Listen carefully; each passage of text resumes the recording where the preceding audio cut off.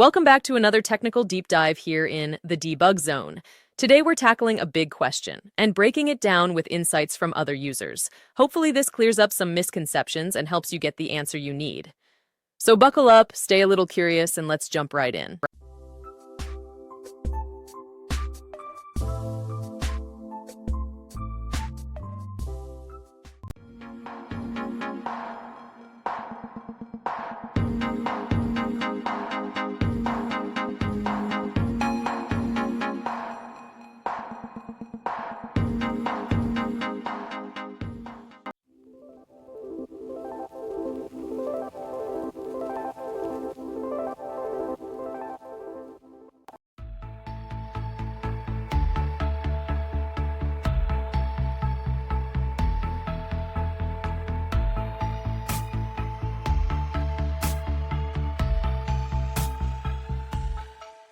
And that's a wrap.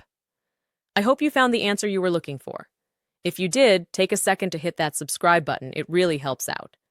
And let me know in the comments which solution worked best for you. See you next time in the debug zone.